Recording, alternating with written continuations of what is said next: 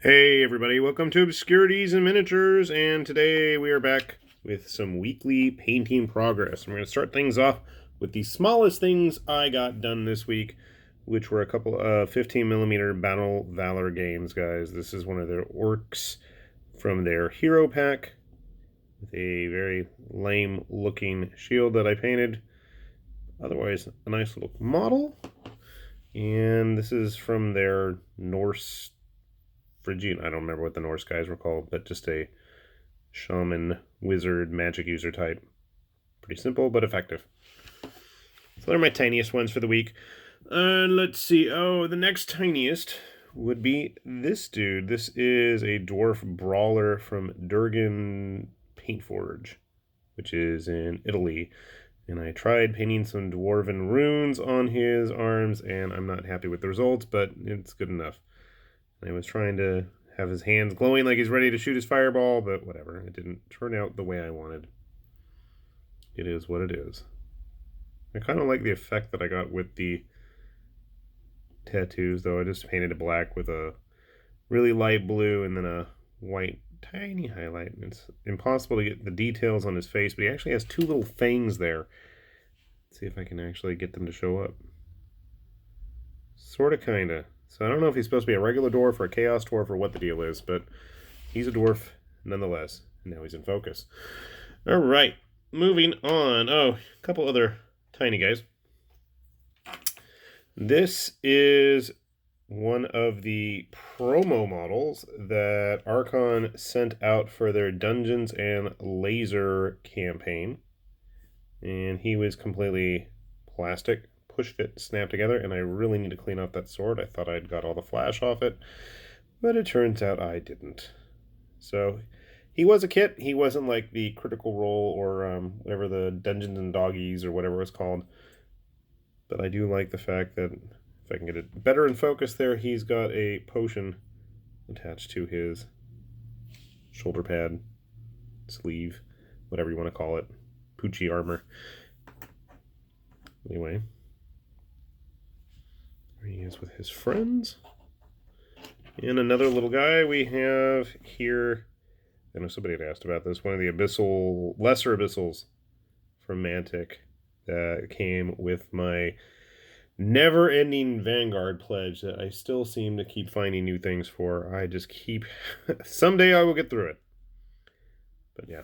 So I just did a real simple paint job, and now that I've actually got him painted, I am thinking I'm going to go and do the rest of them actually just with some contrasts to speed things up and get it done. But it works. Alright, we're having a terrible time focusing today. Just like my attention.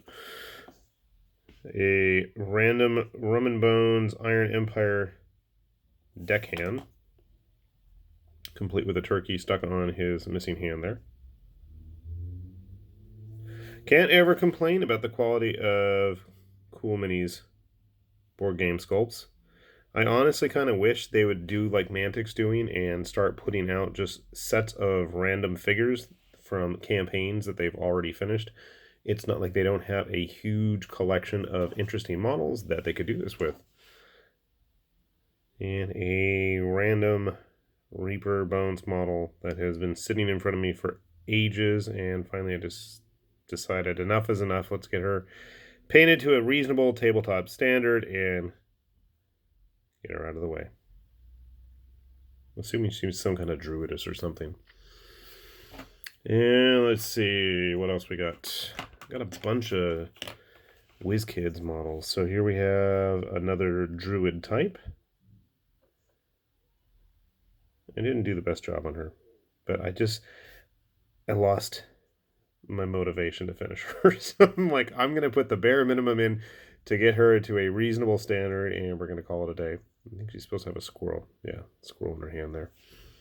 So we got her done, and then we got this Yongki, if I remember correctly, my terms. And he may or may not have had his paint scheme inspired by Prince Zizor or Scizor or Caesar or whatever you want to call him from the now defunct expanded universe stuff from Star Wars. I think it was Prince Caesar. Xizor, if I remember right. So I don't know why. think just the robe. The robe made me think of him. And then finally we have Geralt of Rivia, or a pretty decent approximation thereof. This is one of the early deep cuts WizKid Pathfinder fighters, I think. But he works so effectively as Geralt. He's just missing a little pendant. So yeah, I think I might paint the other one like a Witcher 2. There was a 2-pack. I think he came out pretty decent. I really enjoyed painting this one, which is funny because it's just a lot of dry brushing and highlighting, but whatever. Let's move on to bigger things. So we got a random Bones Minotaur. As you may have noticed, I like Minotaurs. Nothing fancy there.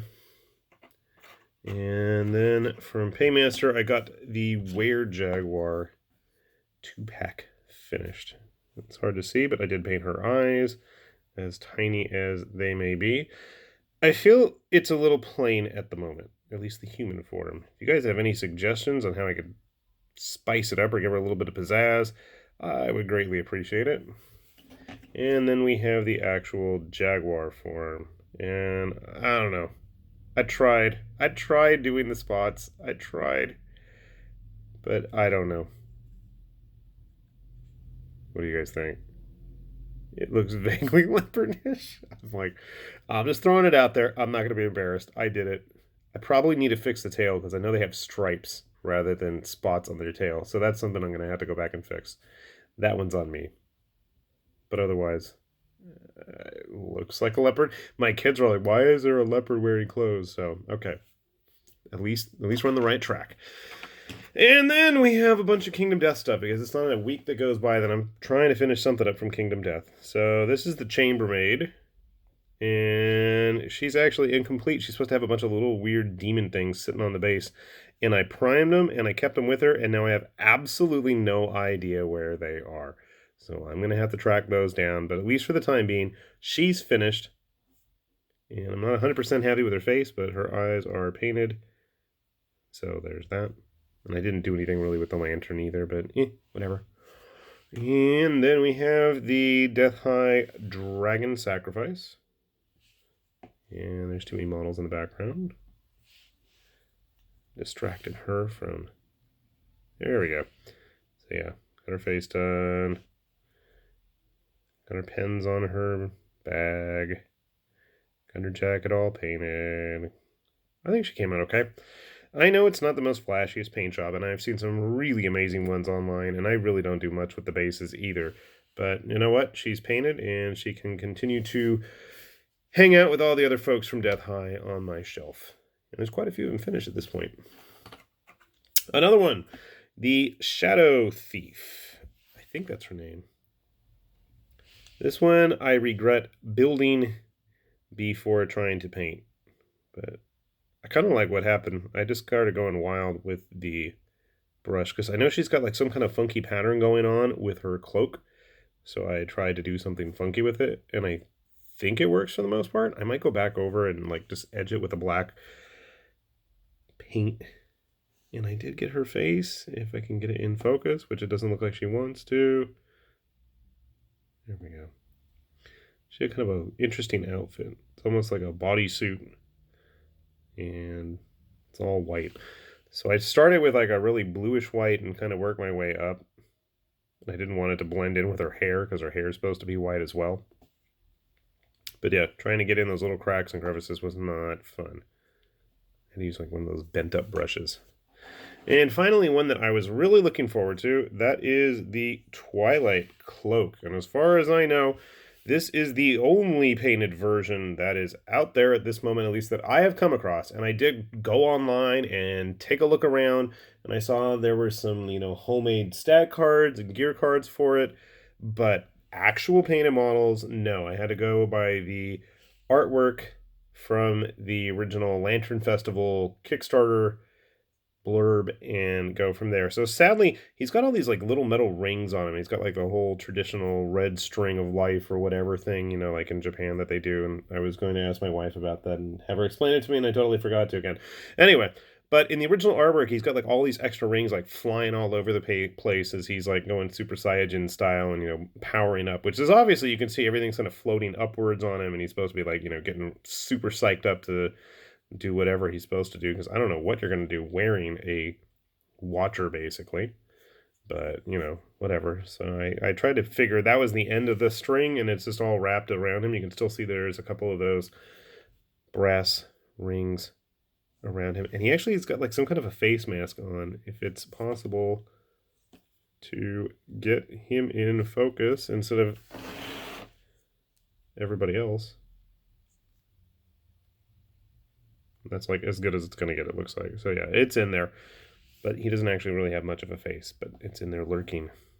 So yeah, I'm glad I got it. It was not cheap, but at least the scribe helped pay for that. I just stuck it on eBay. I was like, yeah, he sold real fast, so I can't complain.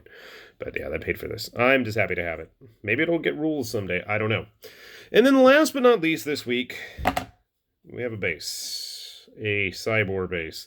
And this guy had been attached to it, but he just decided to pop off for absolutely no reason as soon as I was about to start filming. So thanks a lot, fatty. Not happy about that.